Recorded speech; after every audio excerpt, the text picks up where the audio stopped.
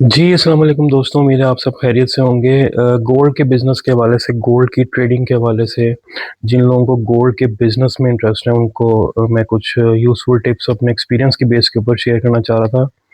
देखें, गोल्ड की ट्रेडिंग के 2 से 3 तरीके हैं। एक तो ये कि आप डिजिटल गोल्ड एनएफटीज़ के अंदर इन्वेस्टमेंट्स करें, दूसरा ये कि आप मार्केट में फ़िज़िकली जाके गोल्ड की ट्रेडिंग करें, उसके अंदर गोल्ड की बार्स, उसके अंदर ज्वेलरी भी इन्वॉल्व है। तो इस पे बात करते हैं। जो डिजिटल गोल्ड है आपका एनएफटीज़ बेसिकली टोकन्स, ये गोल्ड के टोकन्स होते हैं। अगर आप इंटरनेशनल जो ट्रेडिंग के प्लेटफ़ॉर्म्स हैं, सबको ही पता है, मैं उनका नाम नहीं ले सकता।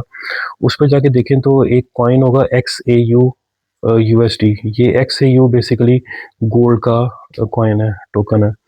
तो ये डिजिटल गोल्ड है, इसके अंदर आप ट्रेडिंग कर सकते हैं, लेकिन मेरी ये आपको ये एडवाइस है कि जो डिजिटल गोल्ड है ना, पहले इस पे बात कर लेते हैं। देखें, डिजिटल गोल्ड में जब आप परचेजिंग करते हैं तो वो आपको इंटरनेशनल गोल्ड के रेट के मुताबिक ही परचेजिंग करनी पड़ती है। लेकिन अनफॉर्चुनेटली आपको कोई श्योरिटी नहीं है कि जब आपने पेमेंट की है तो अगला जो प्लेटफॉर्म है जहाँ जिसको आपने पे किया, जिससे कॉइन खरीदा है, उसने फिजिकली भी आपका गोल्ड लेके रखा है कि नहीं, जो कि 90% केसेस में वो नहीं रखते हैं, जो मेरा एक्सपीरियंस है।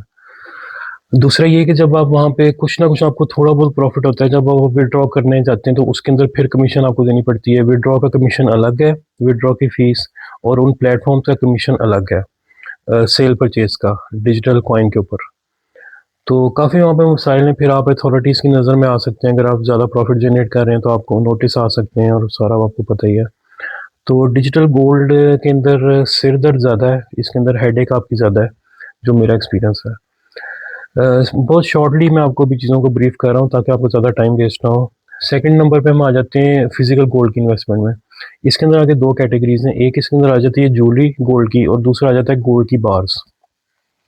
अब जो गोल्ड की ज्वेलरी है उसके अंदर थोड़ा सा ये इशू कि आपको पता है कि जब आप परचेज करने जाएंगे तो आपको गोल्ड के रेट के अलावा उसकी मेकिंग, उसकी पॉलिश, दुकान के लड़कों के चार्जेस और मिठाई के पता नहीं क्या क्या चीज़ें वो आपसे कहते हैं, जी आप इतनी ज्वेलरी ले रहे हैं तो हमें कुछ माशाल्लाह आपके घर शादी है तो मिठाई भी साथ, आप डब मिठाई के पैसे भी दें। मेरे साथ पर्सनली ये हो चुका है। तो जब आप वही ज्वेलरी, अगर आप कहते हैं जी आप इन्वेस्टमेंट के लिए ले रहे हैं, तो ये बिल्कुल भी अच्छी अच्छी ऑप्शन नहीं है, क्योंकि इसके अंदर आपको एक्स्ट्रा चार्जेस बहुत पे करने पड़ते हैं ज्वेलरी के ऊपर। जब आप वही ज्वेलरी सेल करने जाएँगे तो वही सारे चार्जेस जिसके अंदर मेकिंग, पॉलिश और इस तरह की सारी चीज़ें, वही आपकी कटौती होगी, और आपको जो पैसे मिलेंगे वो आपको बड़ा मायूस कर देंगे आपको। आप जिस भी ज्वेलर के पास चले जाएँ, कोई भी आपसे अच्छे रेट पे नहीं लेगा।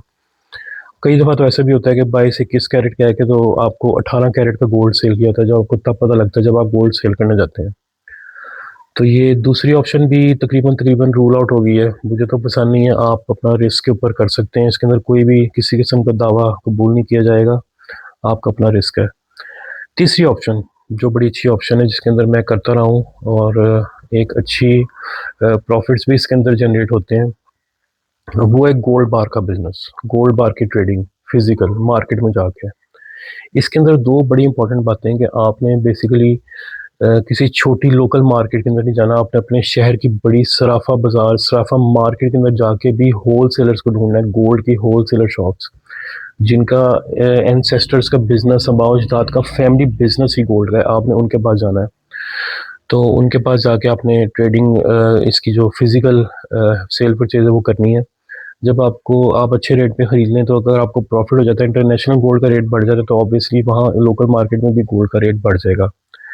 इसमें कोशिश करें कि छोटी-छोटी पैकिंग ना लें, आपको हर पैकिंग के ऊपर पैसे होलसेलर को भी देने पड़ते हैं, वो पैकिंग के पैसे काटते हैं। तो कोशिश करें कि कुछ थोड़ी बहुत बड़ी इन्वेस्टमेंट अरेंज करके तो बड़ी बार्स खरीद लें। एटलीस्ट 5 ग्राम की, 10 ग्राम की बार हो, इससे छोटी बार ना हो, क्योंकि आपको फिर हर बार पे अलग-अलग पैसे उसके अंदर पे करने पड़ेंगे। तो वो ऑब्वियसली आपका प्रॉफ़िट आने से पहले ही आप उसको पे कर चुके होंगे अपना, और लॉस के अंदर होंगे। तो इसके अंदर एक और चीज़ आ जाती है कि जब आप फ़र्ज़न गोल्ड की ट्रेडिंग के लिए मार्केट में जाते हैं, तो थोड़ी-सी स्क्रूटनी मार्केट में जाके पहले गोल्ड परचेज़िंग से पहले पूरा दिन लगाएँ, लोगों से पूछें, दुकानदारों से पूछें कि रिलायबल कौन है यहाँ पे इस मार्केट में, और उसको फिर यूट्यूब पे भी सर्च करें, उनको गूगल मैप्स के ऊपर उनके रिव्यू देख लें, तो काफ़ी चीज़ें आपको पहले पता लग सकती हैं। तो ये चंद बातें ऐसी थी जो गोल्ड की ट्रेडिंग के हवाले से बड़ी इंपॉर्टेंट। अगर मेरा कोई भाई, कोई बहन गोल्ड के अंदर इन्वेस्टमेंट्स करना चाह रहे हैं, तो पहले वो इस तरह की वीडियोस देख लिया करें यूट्यूब पे, ताकि उनके लिए काफ़ी हेल्प हो चुके। देखिए, हमने तो मार खा ली है, हमने तो मार खाई है मार्केट में जाके सीख के। चीज़ों को फिर टेकअप किया है। तो अब तो काफ़ी चीज़ों का पता लग गया है, लेकिन पहले इन चीज़ों का आइडिया नहीं था, तो सोचा कि वीडियो बना के आप लोगों से शेयर करें ताकि आप लोग उस प्रॉब्लम से, उन चीज़ों से ना गुज़रें जिन जिन चीज़ों से हम लोग गुज़र चुके हैं। तो थैंक यू सो मच, जज़ाकल्लाह जी, शुक्रिया।